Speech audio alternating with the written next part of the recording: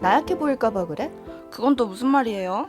여기서는 누구나 흔들려. 저 삭막한 풍경을 봐.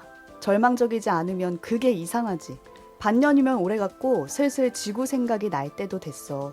화성에서 중요한 건 강인함이 아니라 회복력이야. 잠깐 정신을 놓는 건 아무도 신경 안 써. 그런 건 잊어주는 게 예의거든.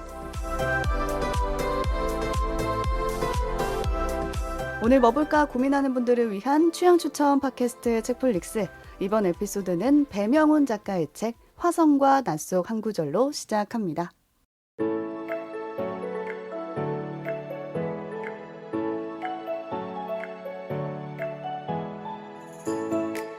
안녕하세요, 책디입니다. 오늘도 오지와 덕PD 나오 계세요. 안녕하세요. 오지랖 넓은 오지입니다. 안녕하세요. 이것저것 덕질하는 덕필입니다. 네, 거의 지금 반년 만에 돌아왔죠. 그렇죠. 네, 앞으로 남은 여름 동안 저희가 여름 하면 떠오르는 작품들 쭉 소개해 드릴 텐데요. 여름이었다. 네, 그 주제로 나눠볼 텐데 첫 주자가 오지입니다. 아, 네. 네. 아직 여름입니다, 저는. 우리 다 여름이지. 과거형이 아닙니다. 이었다가 아니라 여름이다. 네, 뜨거운 작품 갖고 왔습니다, 오늘. 네. 근데 저는 오프닝 보고 약간 저만 그런지 모르겠는데 화성과 지구의 존재가 뭘까 이런 오. 상상을 해보다가 오. 화성은 약간 해커스, 해커스요? 약간 해커스 학원이 어학원이요? 생각났고요. 네네. 그러니까 이런 거 있잖아요.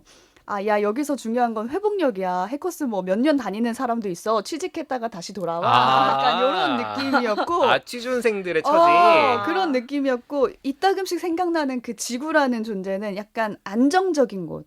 다시 부모님한테 돌아갈까? 다시 고향으로 내려갈까? 아니면 그냥 결혼을 해버릴까? 약간 이런 생각이 드는 비유였거든요.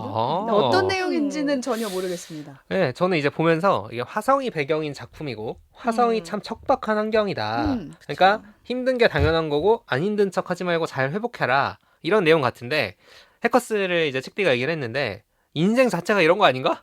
맞죠? 우리가 취준생 때만 힘든가요? 벌써 우지 지금 힘들지 않나요? 힘들죠. 새 프로그램 하는. 사회생활이 화성인가요? 그러니까 진짜. 그래서 상처를 받지 마라. 라는 게 약간 어떻게 보면 누가 이런 메시지를 했으니까 이런 얘기가 나온 것 같은데 어떤 강철 멘탈, 강철 체력을 기를 수도 있겠지만 보통 자기개발서에 그런 얘기 많이 나오잖아요. 근데 우리는 그럴 필요가 없다.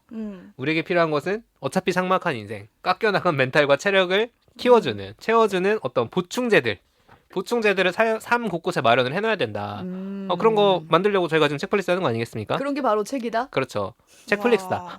아, 책플릭스다? 되게 프로 방송인들 같이 되게 준비를 또 해왔죠. 딥하게 또 되게 의미를 많이 이제 얘기를 해주셨는데 사실은 그 안에 두 가지 뭔가 포인트가 다 들어있어요.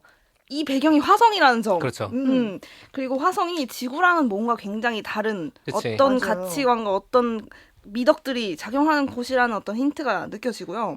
두 번째로는 화성에서는 강한 사람조차도 쉽지 않다. 쉽지 않지. 이런 상황에서 강인함이라는 건 아무리 인간이 강해봐야 화성 앞에서는 사실 한낱 사람이기 때문에 그보다 중요한 건 이런 어떤 회복 탄력성 이런 얘기들을 하는 것 같아서 사실 이 책이 출판사 이제 홍보 그런 문구에도 많이 이제 인용이 되는 부분이기도 하고 이 책의 어떤 아이덴티티 같아서 가져와 봤고 이걸 토대로 조금 있다가 자세한 이야기 한번 들려드려 보겠습니다. 네, 그럼 오지가 준비해온 화성과 나 얘기 들어볼까요?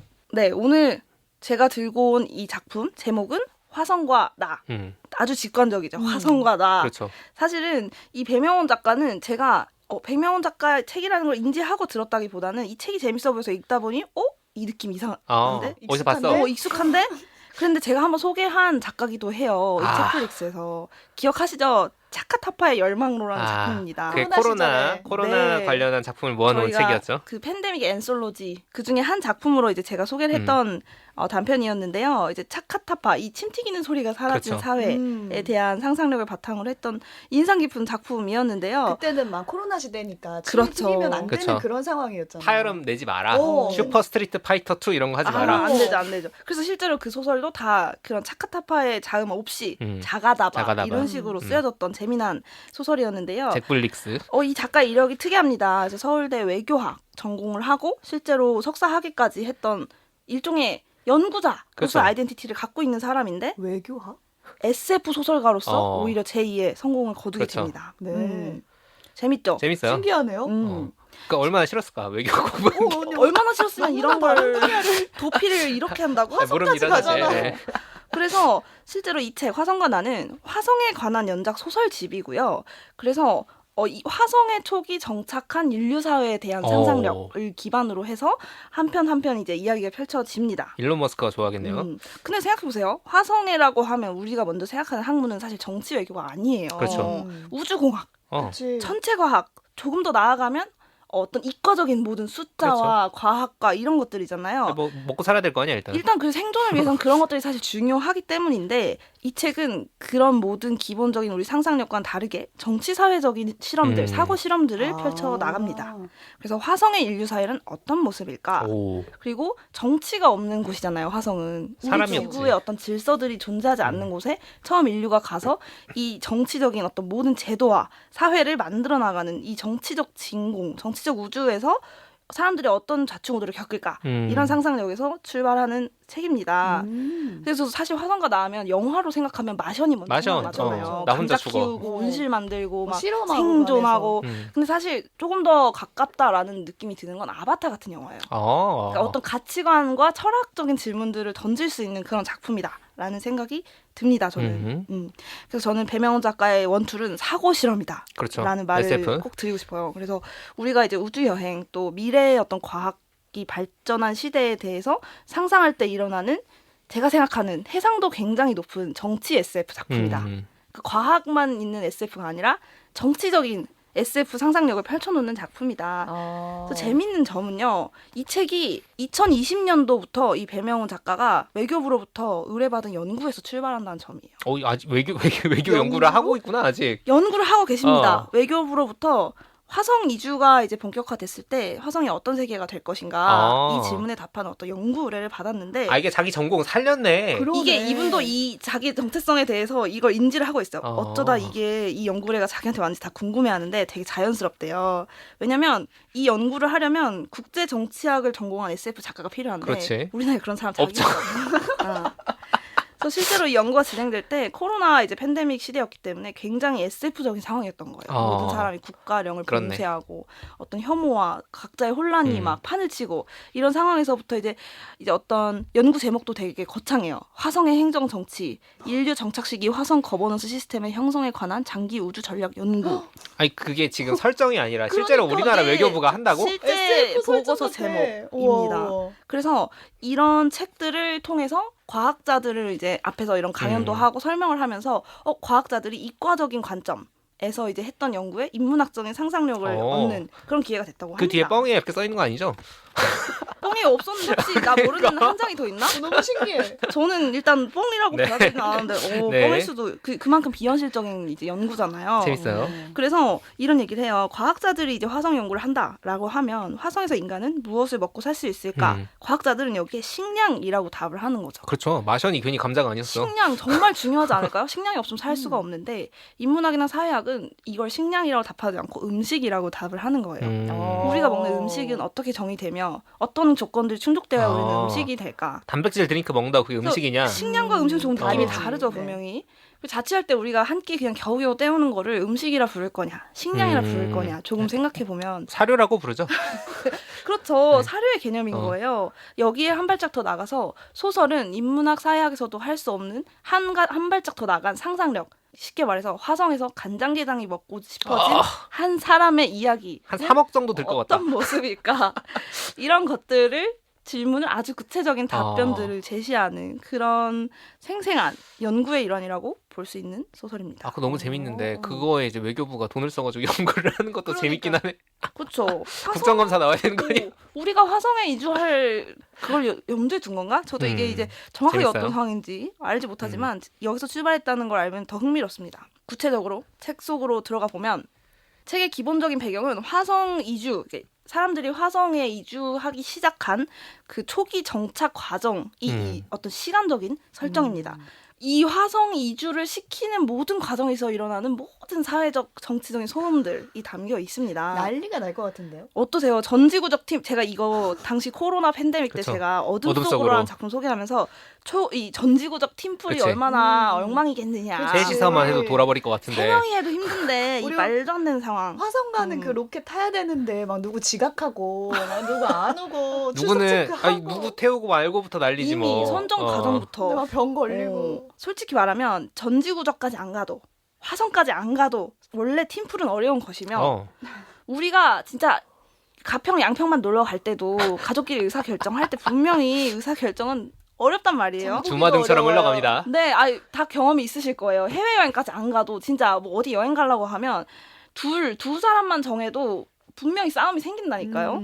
저는 그런 경험이 늘 여름마다 있었던 것 같아요. 휴가를 가면 휴가를 떠날 때마다. 휴가 때는 팀플을 해야 되는데 그 팀플이 쉽지가 않다. 이게 팀플이 돼버린다니까. 휴가 우리 되게 낭만이잖아요. 그렇지. 놀러 가는 건데 이게 어느 순간 팀플이 되고 그렇지. 누군가 의무를 덜 하면 그 같이 사람이 움직이니까. 미워지고 나는 이렇게 고생하는데 스케줄 다 짰는데 너는 난 다 좋아 이러면 열받잖아요. 아니 하다못해 공항에 어. 늦게 오는 사람이 생기면 그때부터 너 빡쳐. 그러니까요. 나는 여기 가려고 일정 다 짜놨는데 그치. 얘가 여기 가자. 충동적으로 어. 행동하는 사람이 있다. 계획적인 사람은 화가 나거든요. 이런 에피소드들. 여러 에피소드가 막 생각 떠오르세요? 떠오르는데 저 같은 경우에는 20대 초반 때 3남매 제가 위에 언니가 있고 그쵸. 밑에 그쵸. 남동생이 있거든요. 덕선이죠. 셋이 해외 여행을 처음으로 가본 적이 있었거든요. 부모님 없이. 부모님 큰 없이. 도전을 했네. 큰 도전. 그래서 어. 우리가 그때는 좀 겁도 나고 어. 그리고 남동생이 아직 미성년자였어요. 아. 고등학생이니까 그럼 패키지로 가자. 그래서 패키지 여행을 선택해서 갔는데 저희 언니가 파워이거든요. 그래서 그 같이 간 이거 안 멤버들이랑 맞으면 친해진 힘드네. 거예요. 우리는 셋이 갔는데 이제 우리랑 노는 게 아니라 그 그분들이랑 태국의 놀아. 밤거리를 막 놀러 간다고 하고 나 근데 혼자 제 카오산로드 남동생은 가고. 미성년자잖아요. 그쪽까지 또. 근데 걔가 어떻게 태국의 바에 가서 앉아 있어? 카오산 로드 이런 데 미성년자 데리고 가면 안 돼요. 안 되잖아요. 근데 밤에는. 이제 거기서 제가 너무 화가 나가지고 화가 나지. 아니 책디가 그럼 다 챙겨야 되는 챙겨야 거잖아. 되거든 동생을. 못 아니, 놀거든, 당연히 책디는. 사가지고 밤에 와서 남동생이랑 같이 먹어야지. 먹는 게 먹잖아. 우리 여행의 취지에 맞잖아요. 추억도 만들어야 되는데. 근데 거기 팀이랑 다른 팀이랑 어울리면서 막 밤 늦게 들어온다고 자기 나갔다 온다고 해가지고 열받아서 제가 방문을 잠갔다. 언니 출입 금지. 그렇게 좋아? 그럼 나가서 그 사람들이랑 아예 밤새 놀고 와 그냥. 언니는 그 사람들이랑 살아. 그래 그렇게 해서 거기 가서 살아. 언니는 카오산 아니 로드에서 살아. 친해졌으니까 그냥 그 사람 방에서 자. 우리랑 뭐하러? 근데 책디 무섭다. 무섭다. 책디도 있어. 아. 한 방이 있어. 그랬던 기억이 나네요. 동생이랑 여행을 안 가봐서 정말 어떻게 다행이야. 됐어요? 그때 막 방문 두드리고 난리를 쳤는데 제가 너무 열받아서 진짜 무섭다. 언제 열어줬나요? 그거는? 여행 못 들은 척 하다가 나중에는 이제 열어주기는 했는데 아. 이제 반성하라고 했죠. 왜냐면 여기 오기 전까지는 우리가 기대도 많이 하고 그렇지. 그 남동생을 데려온 이유가 있잖아요. 그치, 가서 셋이 놀려고 그런 추억을 건데. 쌓으려고 왔는데. 신기 아닌데. 그쵸. 근데 그 얘기 뭐 아직까지 하고 있습니다. 언니 반성했어요. 아직 못하신 것 같은데. 그 언니는 반성할 성격이 아니에요. 여전히 남들과 어울리는 거 좋아하시고. 듣고 진짜 계시다면 무섭다. 조금은 반성의 메시지를 신용이라도 이제 해보시는 걸 추천드립니다. 예. 그렇군요.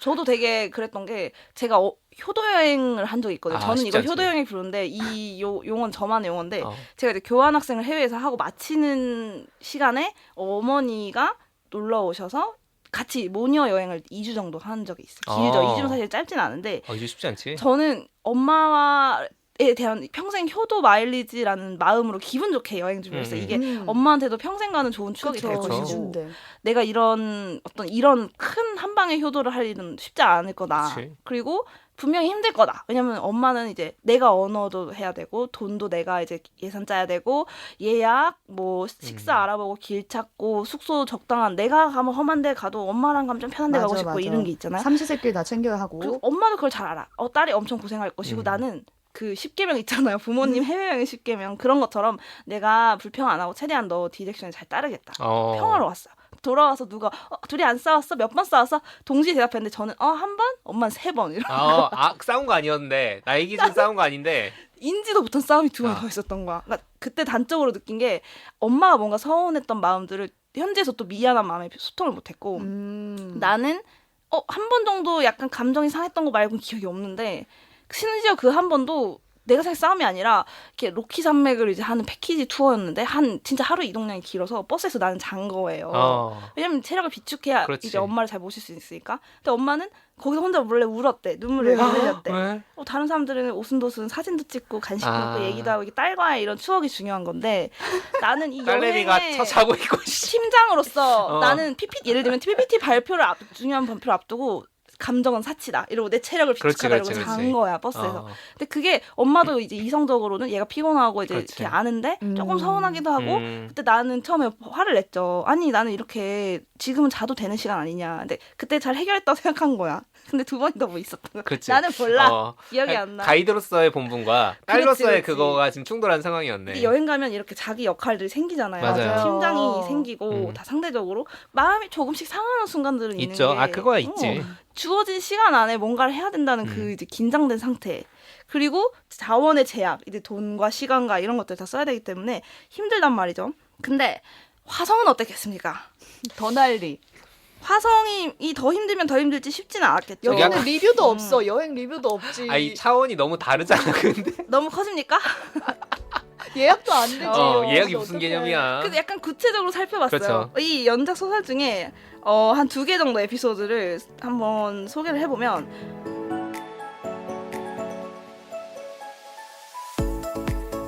하나는 붉은 행성의 방식이라는 편에 나와 있는 내용인데 화성 최초의 살인 사건을 다룹니다.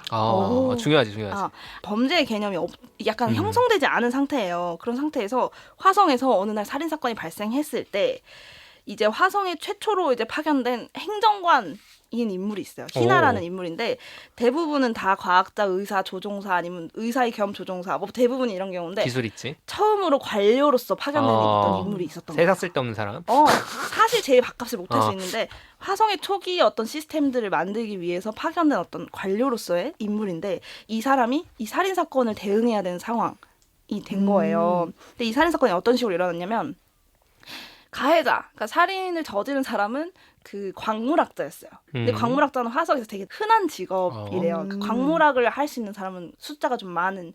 근데 이제 죽은 사람은 온실 담당자였어요. 먹고사니즘.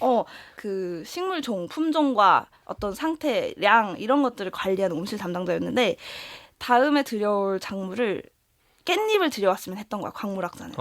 근데 온실학자가 샐러리를 들여오고 결정한 거야. 못 참지. 그게 마음이 상한 거야. 그래서 난 칼로 샐러리 안 찔러서 먹거든. 살인을 죽여? 저질렀습니다. 이게 또 화성에 또 하나 우리가 상상할 때 다 한국인으로 상상하면서 소설을 읽었는데 보통 초국가적인 상황이 있죠. 그렇죠. 인종과 문화가 모두 다르니까 식문화도 다른 거야. 그래서 물어보면 왜 죽였는데 깻잎을 안 들여오고 샐러리를 들여오겠다지 뭡니까? 이렇게 화가 난 거야. 광물학자는 한국인이었나 봐. 그렇네. 동양인이었나 봐. 한국인이었나 깻잎 봐요. 우리나라밖에 안 먹잖아. 그래서 깻잎 때문에 사람 죽인 게 우리가 이해가 안 되잖아요. 그치. 그럼 여기에 이제 결부되는 수많은 문제들이 막 있는 거야. 막 감옥에 가도? 죽일 거냐? 감옥 있어? 화성은 내가 누워서 잘 만한 개인의 공간조차 사친 곳에서 용의자도 그래서 도망 안 가고 그냥 자기 자리에서 자고 일어나요. 어차피 도망도 못 가. 시체 어디 숨길 수도 없어. 그렇지. 그럼 어떡해. 그래서 이제 희나는 막 머리를 깨질 것 같은 거예요. 돌아버리네. 어느 나라 법으로 해? 지구 바뀐데 이 사람이 문제 제기할 수 있잖아. 주권 밖에서 일어난 일인데 왜 우리나라 법으로 처벌해요? 그러면 법정은 지구로 데려와? 재판받으러? 변호사는 그건 더 들지. 변호사가 없네. 그럼 감옥을 지어?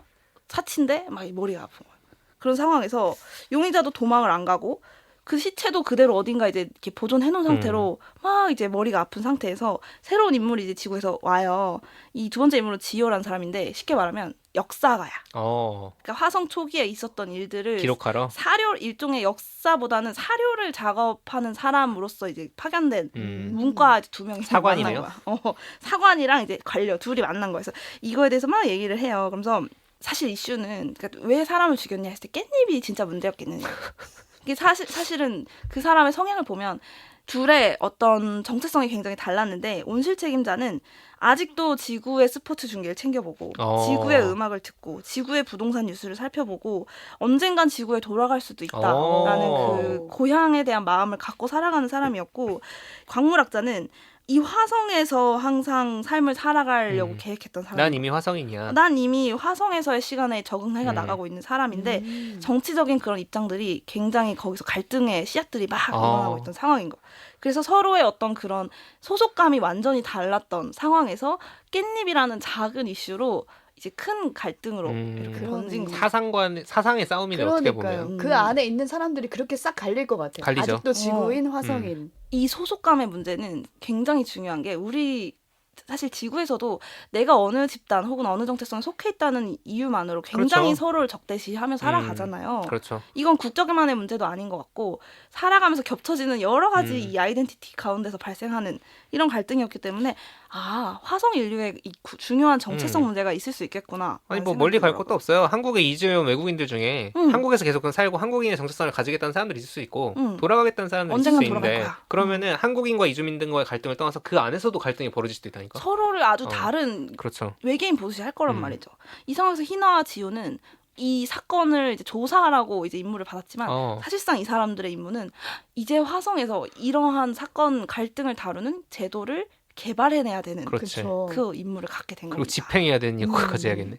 이제까지 이제 광물을 채취하고 뭐 식물을 기르고 이제 땅을 개간하던 이제 과학자들과는 전혀 다른 종류의 어떤 새로운 작업을 받게 된 거죠. 이런 상황. 신석기 시대에서 청동기 시대로 약간 진화하는 그쵸. 국가가 생기는 거니까. 사료가 생기고 그 선사 시대에서 역사 시대로 가는 하는 거니까. 이런 어떤 사고 실험들이 하나 펼쳐졌고 두 번째로는 이제 오프닝에 나왔던 이제 편인데 제목부터 재밌어요. 멘탈? 위대한 밥도둑. 아. 위대한 밥도둑. 게장? 간장게장 이야기입니다. 높으네.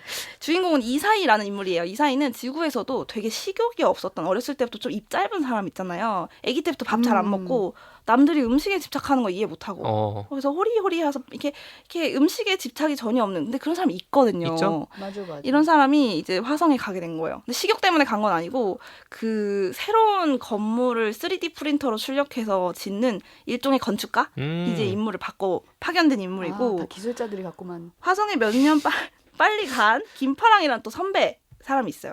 그래서 이사이는 한국 사람이고 김파랑은 이제 한국계 이탈리아인인 설정. 그래서 한국적인 이제 언어나 이런 문화를 어느 정도 공유하는 설정인데 이 둘이서 이제 막 건물 재건축하고 이렇게 돌아다니는데 어느 날 그 꽃게라는 이제 그 생물이 갑자기 생각난 거야.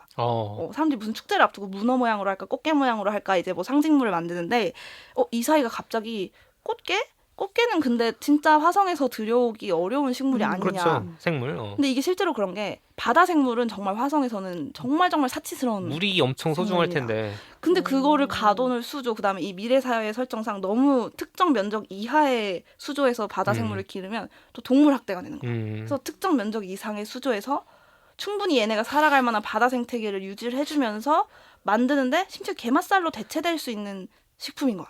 꽃게는. 꽃게. 그래서 외국 사람들 외국이라 그런 거 좋은가? 서양 사람들 이야기에는 꽃게라는 생물은 단백질 합성해서 만드는 게맛살로 대체가 되고 필수적인 식재료도 아니거니와 그걸 왜 가져와? 이걸 위해 바다를 만드는 건 너무나 비효율적이니. 이해가 되죠. 그죠. 그래서 꽃게, 문어 이런 해산물이 귀한 거예요. 화성은 이런 설정인데. 그래 나 같아도 꽃게 안 먹는다고 죽냐? 쌀, 빵 이런 거는 좀 먹어야 되겠지만 뭐 그다음에 조미료 이런 건 있으면 좋겠지만 내가 바다까지 지어서 꽃게를 먹어야 돼? 저는 안 먹고 살 수 있을 것 같아요. 네네네. 근데 먹고 싶어서 죽을 수도 있잖아.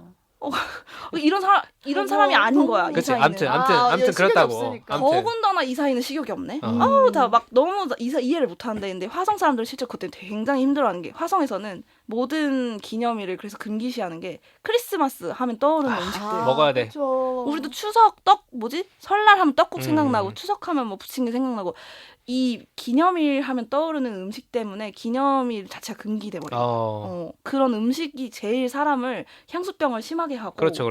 그다음에 화성에서의 생활을 더 외롭고 부족한 것으로 만들기 때문에 금기시되는 상황이었던 거야. 옛날에 우리 사우디에 건설 노동자들 70년대 파견되고 이랬을 때 가장 힘든 게 소주에 삼겹살 못 먹는 거였대. 이슬람 국가니까. 돼지고기네 삼겹살을. 그래서 그때 현대중공업에는 어디서 어떤 방식으로 몰래 삼겹살을 공세줬어. 삼겹살 그 에피소드가 전설처럼 내려와요. 근데 그게 좀 이해가 되지 않아? 외국에서 이렇게 오래 생활하면 다른 게 힘든 게 아니라 그 무슨 뭐 김치, 뭐 젓갈 이런 게 그립다고 하잖아요. 근데 어느 날 희나가 자고 일어났더니 갑자기 간장게장에 대한 식욕이 갑자기 막 너무나 강력하게 찾아온 거야. 그러면서 이 사람이 겪어본 적 없던 갈등을 막 겪기 시작하는 거야. 간장게장 너무 먹고 싶은데. 그래서 처음에 자기가 막 부인해. 식욕은 정말 나약하고 한심한 어떤 왜 식욕에 그렇게 사람이 괴로워할까 이해를 못하던 사람이 간장게장이라는 걸 먹고 싶어 하필이면 구하기 어려운 음식을 먹게 됐을 때 알아보니까 화성 식자재 도달 계획에서 거의 한 2, 30년은 있어야 될까 말까. 거의 리스트에 못 없는 먹지. 그런 상황에서 이제 선배랑 대화하는 장면이에요. 그래서 내가 무슨 식욕은 엄청 너무 대단한 일인 줄 알았네, 막 간장게장. 이랬는데 그러니까 왜 그렇게 뭐 속상해? 그럴 수 있다. 이 선배는 네가 먹고 싶은 게 있어서 힘들 수 있어. 이제 그럴 때 됐어. 이런 그러면 거야. 나약해 보일까봐 그래 그 말이 그게, 나온 게 너 식욕이 있는 게 그래 나약해 부끄럽니? 보일까 봐 뭐 그래? 걱정 마. 그래서 막 뾰루퉁하게 왜요? 그러니까 화성에서는 누구나 흔들린다. 음식으로 상징되는 어떤 두고 온 것들에 대한 그 그리움 혹은 뭐 어떤 결핍 이런 것 때문에 모두가 힘들어하는 게 당연한데 이거에 대해서 너무 부인하지 말고 그거는 언제든지 올 수 있는 감정이고 너가 그거에서 회복하면 된다. 이렇게 선배는 이렇게 멋있는 척하면서 이제 위로를 해준 거야. 근데 이 사이는 이제 그걸로 될 게 아니었던 거야. 계속 생각해서 결국엔 나중에 화성 뭐 미래 식량 자원 위원회 이런 데를 찾아가서 민원인 청구 기능이 있어요. 그래서 이런 식자재를 원합니다 하고 가서 논쟁하는 막 장면들이 나와요. 당연히 다 안 된다 하는데 당연히 이제 결과는 좋진 않았는데 그 과정에서 이 사이가 자기의 어떤 강한 어떤 동기부여를 찾아가는 과정이 막 나와요. 식욕으로 인해 이 간장게장 식재료를 찾기 위해서 내가 원하는 거는 뭐고 이게 누군가는 이게 전통 음식이 아니라고 하지만 이게 대체되지 않는 어떤 그렇지. 공유된 정서와 문화가 있기 때문에 이건 더없이 전통 음식이고 우리 정체성에 있어서는 되게 중요한 음식이다. 근데 실제로 간장게장이 그렇냐 아니냐를 떠나서 근데 그런 것들이 있는 거예요 우리 삶에. 그러니까 이게 말로 설명되지 않는데 이게 있어야 삶이 뭔가 맞아요. 정말 충족된다라고 느끼는 이런 정서적인 요소들이 우리 삶에 있고 그게 사실은 없어도 살 수 있을 거라 생각하며 살아가지만 사실은 그게 우리를 완전하게 만들 수 있다. 맞아요. 라는 거죠. 거창한 게 아니라는 얘기지 그게. 그렇죠. 간장게장 우습지만 우습지 않은 문제였던 거예요. 중요하다니까. 이런 식으로 되게 웃기잖아요. 화성에서 사람이 죽였을 때 어느 감옥에 가줄 것인가. 화성에서 갑자기 꽃게가 먹고 싶어지면 어떻게 할 어떻게 것인가. 해야 되는가. 근데 그거에 사람을 성장시키고. 이 과정 하나하나가 사실 진짜 근데 생각해보면 우리 삶의 중요한 문제거든요. 그렇죠. 그래서 저는 그런 유쾌한 듯 하지만 생각해보면 우리는 무엇으로 살아가는가에 대한 질문들을 계속해서 던지고 있다라고 느껴지더라고요. 여기에 그 결론도 나와요? 그 살인자를 어떻게 할 것인지. 소설마다 조금씩 다른데 대부분은 이제 당장 눈앞에 막 해결되고 이런 과정이 나오진 않아요. 대부분은 질문을 던지고 끝나겠지. 이제 미래 사회. 그래서 실제로는 이제 책 후반에 화성에서 태어난 1세대들이 있는 편도 있어요. 그 편은 어떤 또 얘기냐면 맨 처음 이제 화성에 왔던 사람들은 대부분 박사학위가 3개야. 3개 정도. 그런 사람 뽑아서 보내야지. 3개 정도 진짜 화성에 보내주니까. 왜냐면 의사이면서 뭔가 공학도 해야 그렇지. 더 유용한 자원인 거야. 그러니까. 그래서 근데 조금 지나면 그 사람들이 열심히 이제 개척을 해서 베이스 캠프 만든 다음에 박사학위 이제 2개 정도 있는 사람이 오기 시작해. 그럼 그 사람들이 열심히 집을 짓고 건물을 지어서 이제는 하나인 사람, 이젠 석사만 있는 사람, 학위가 없는 사람까지도 살 수 있도록 만들어가는 게 이 초기 정착의 과정이다라는 얘기를 이제 어떤 편에서 해요. 그러면서 이 화성의 자녀들은 대부분 박사학위 2-3개인 사람의 자녀이기 때문에 똑똑해. 수학을 잘하는 게 말이 좀 빠르네 하듯이 얘는 수학이 좀 빠르네 이런 사람이에요. 대부분 수학을 잘하는데 주인공은 1000분의 1, 1000분의 1 확률로 수학을 못하는 화성 사람이고 엄마는 일종의 공무원이야. 행정직이라고 부르는데 공무원인데 그럼 또 소외감. 막 수학을 못하니까 자기는 되게 열등감을 느끼며 살아가는데 엄마가 그런 얘기를 하면서 위로를 하는 거예요. 이제 우주선 조종사 너무 중요한 사람이고 과학자 너무 중요한 사람인데 그런 조종사들이 여객선에 사람을 실어 나르지 않으면 사실 의미가 없잖아요. 근데 여객선에 타고 있는 그 승객들 그러니까 여기서는 이렇게 표현하는데 아무것도 할 줄 모르는 밥벌레들 이야말로 이런 사람들이 화성에 진짜 사는 날이야말로 화성의 문명이 완성된 날이라는 거. 그렇지. 진짜 기능이 없고 난 유용하지 않아. 나는 진짜 문과야. 당장 감자 못 캔다고. 그런 사람들도 화성에서 그냥 이유 없이 살아갈 수 있을 때 진정한 화성의 문명이 완성된 거야. 대학원생들만 있다고 생각을 해봐. 무슨 상황일지. 살인이 나지. 근데 그런 생각이 들었거든요. 요즘에 AI가 너무 막 발달을 하면서 여기 내가 못 쫓아가면 어떡하지? 그러면 내가 이 기술을 빨리 익혀가지고 얘네보다 더 잘 못하면 어떡하지? 이런 생각이 들었는데 기술이 발달된다는 건 어쨌든 이게 상용화가 돼서 진짜 1도 모르는 사람들도 사용할 수 있을 때 의미가 있는 거잖아요. 누가 소비를 해줘야잖아. 내가 내가- 너무 겁낼 필요도 없겠다. 약간 그래. 요즘에 이런 생각을 하긴 내가 했거든요. 기능이 없는 거가 되게 무섭잖아요. 나는 이런 기술이 없는데. 근데 나 기술 없어도 살 수 있을 때 비로소 기술이 이제 우리 사회에 그치. 이렇게 그렇죠. 된 거잖아요. 비슷하다 생각해요. 이게 과학뿐만의 얘기를 아니라 어떤 제도, 그다음에 어떤 이 조직이라는 시스템, 거대한 이 체계가 사실 제대로 작용한다라는 거에 가장 큰 증거는 그걸 모르고 아무 생각도 그래. 안 하고도 그 사회에서 이제 굴러갈 때 그게 진짜 완성된 조직이고 문명이다. 이런 얘기가 느껴지더라고요. 네. 그래서 진짜 그래서 약간 처음에는 진짜 문송합니다 하는 마음으로 읽었거든요. 아, 나는 화성에 가면 정말 내가 거기서 영상 편집할 거야? 일단 못 뭐 가. 어쩔 거야? 처음엔 못 가. 카메라로 유튜브는 해줄 수 있겠다. 내가 중계정도 해줄 수 있겠다. 보낼 수가 없는데 지금 그거 보내는 건 이제 엔지니어가 엔지니어가 알아서 할 일이고. 그렇네. 그래서 저는 진짜 무쓸모 인간이겠다. 그런 문송함이라는 감정이 우습게 제가 말씀을 드렸지만 실제로 우리가 사람이 무엇으로 사는가에서 사실 문송이 죄송하지 않게 되는 그 부분이라 생각을 하거든요. 그래서 정말 박사학위 연계 혹은 박사학위가 있지만 철학 박사야. 언어학이야. 뭐 이런 사람들도 쓸모가 있겠지. 갑자기 결론이 왜 그렇게 나는 건데? 사실 이거 웃자고 한 얘기고 이 책에서 등장하는 주인공들 행정가, 디자이너, 예술가가 있어. 그림 그리는 사람. 이제 어떤 자기의 역할들이 있는데 그 사람들이 던지는 건 직업에 대한 얘기가 아니라 그러니까 사람이 화성이라고 이제 대변되는 이제 미지의 어떤 상황에서 살아갈 때 가장 중요한 것들을 물어보는 거잖아요. 그렇죠. 제가 그래서 화성과 나를 왜 여름이었다에 가져왔냐면 실제로 화성이라는 배경이 좀 여름 같기도 하긴 그렇죠. 한데 그걸 떠나서 제가 좋아하는 단어가 있어요. 편집점이라는 말을 좋아하는데 몇 번 얘기했죠. 그 화성이라는 이 사고 실험의 이 실험 거대한 이 하나의 실험실이 일종의 리셋 같은 거예요. 그러니까 우리 지구에서는 이미 너무 굳어져 있는 것들이 많아서 상상하기 어려울 때 아예 공허하고 아무것도 없는 화성이라는 진공 상태 하나를 딱 줘가지고 우리 새로 할 수 있는 기회가 있어. 그래. 뭔가 새로운 문화, 새로운 문명을 만들 수 있는 기회가 있다면 어떤 식으로 만들래? 라는 이 가상의 편집점을 좀 주는 소설이었고 저는 여름 휴가가 그래요. 그러니까 꼭 내가 해외여행 가고 안 가고 이게 중요한 게 아니라 괜히 휴가를 핑계로 우리가 한번 리프레시라는 용어를 쓰잖아요. 그러니까 내가 인생에서 놓치고 있는 것들 한번 재정비해보고 또 내가 좋아하고 내가 싫어하는 건 뭐지? 한 번 더 생각도 해보고 경험을 통해서 이거를 약간 편집점 삼아서 여름이란 시간을 우리는 보내는 게 아닌가.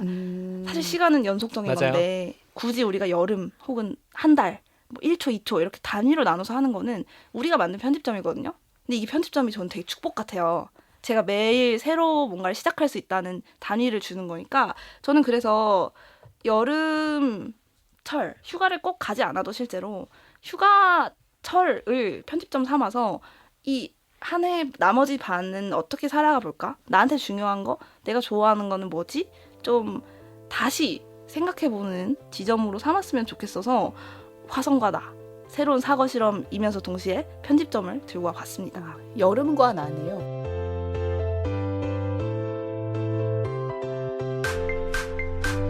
오늘 뭐 볼까 고민하는 분들을 위한 취향 추천 팟캐스트 책플릭스. 지금까지 배명훈 작가의 책 화성과 나에 대한 이야기 나눠봤는데요. 이제 클로징 코너 가겠습니다. 요즘 뭐 봤지? 오늘 덕PD가 준비했습니다. 요즘 뭐 보셨나요? 제가 요즘 보고 있는 책을 하나 가져왔습니다. 네. 삼체.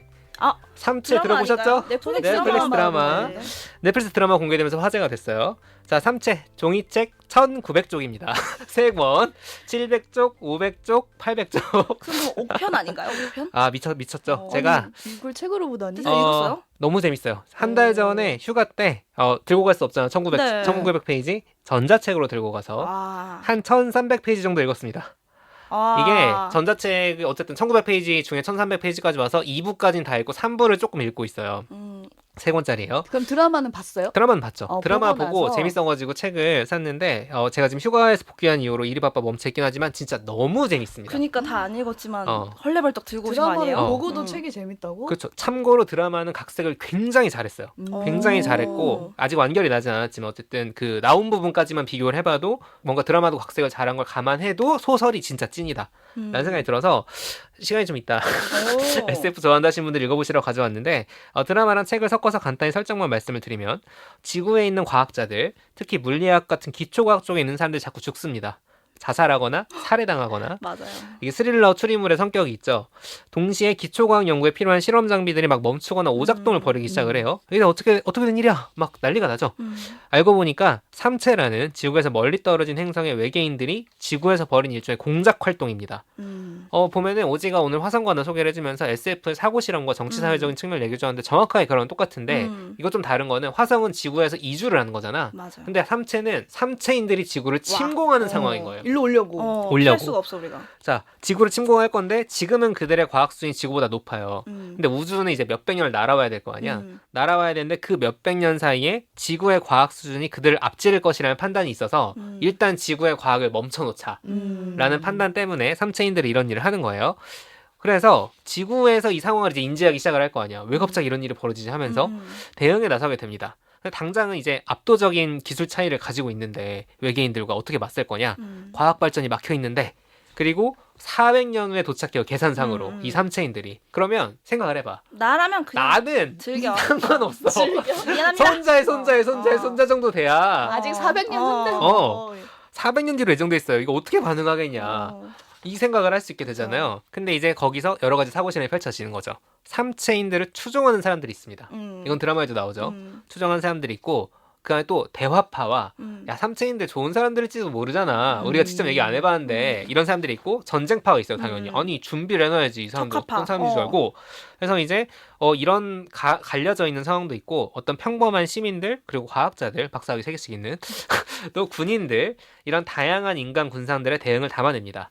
드라마로 이제 1부의 일부 내용과 2부 좀 섞어서 드라마는 제작을 했더라고. 1, 2, 3부의 내용들을. 근데 어쨌든 전개상으로는 아직 2부 내용까지도 안 갔는데 그 2부 내용이 진짜 너무 재밌었어요. 그 드라마 보신 분들은 1부의 마지막 화 8화에 네. 나온 그 면벽자라는 설정이 있는데 네. 그게 핵심이거든. 삼체 시리즈에. 그게 진짜 2부에서 너무 재밌게 터지는데 그거를 궁금하시다. 내가 드라마 2부 나올 시즌 2 나올 때까지 못 기다리겠다 하시는 분들은 저는 개인적으로 순식간에 넘어가거든요. 책장이. 좀 두꺼워도 한번 근데 찾아서 읽어보셔라. 기다릴 수 있을 것 같아. 네. 할 수 있을 것 같아. 그리고 제가 아직 다 3부를 못 읽었는데 이거 다 읽으신 분이 3부 결말이 말도 안 되게 충격적이다 라고 하셔가지고 제가 두근두근 하면서 너무 이런 거 너무 읽고 있습니다. 궁금해. 네, 사실 SF나 사고 실험을 좋아한다. 다양한 인간 군상의 이야기나 특히 어떤 전략이 필요한 얘기. 왜냐하면 400년 뒤로 예정된 전쟁을 준비하는 이야기. 그런 것들에 대해서 좀 관심이 있다. 뭐 일종의 추리물, 스파이물, 전쟁물. 제가 볼 때 삼국지 좋아하는 사람들 이거 100% 좋아합니다. 삼국지처럼 중심 인물이 적지가 않아요. 왜냐면 되게 엄청나게 많은 등장인물이 나오거든요. 에피소드별로. 근데 그것들을 이렇게 모아가는 과정들. 이런 것들이 있기 때문에 강력하게 추천을 드리고요. 오지가 오늘 화성관을 소개하면서 여러 가지 설정을 얘기했잖아요. 사회가 새로 생긴다, 법과 제도가 뭐 여러 가지 얘기를 했잖아요. 그 모든 게 다 담겨 있습니다. 그렇겠네요. 네, 다 담겨 있어요. 1900페이지짜리니까. 그리고 이제 어떤 지구 전쟁이잖아. 그렇죠. 일종의. 지구 차원의 일이기 때문에 그리고 거기에 들어가 있는 소소한 과학적 설정들에 대한 여러 가지 설명들, 지적 자극이 되기 때문에 한번 읽어보시면 좋을 것 같습니다. 난 1900페이지까지는 못 보겠고 맨 뒤만 보면 안 돼요? 전자책으로 보세요. 엄두가 안 나네. 그만 나중에 보고 싶다. 한번. 아니 그 미미 여사 그거 봤잖아. 얘기해주면 모방범 봤잖아. 모방범 정도 생각하시면 돼요. 네, 네. 네, 청취자 여러분도 오늘 방송에 대한 감상이나 저희가 나눈 이야기 들으시면서 떠오른 생각들이 있다면 저희한테 댓글로 많이 남겨주시고요. 저희는 또 새로운 에피소드로 돌아오겠습니다. 청취해주신 여러분 고맙습니다. 감사합니다.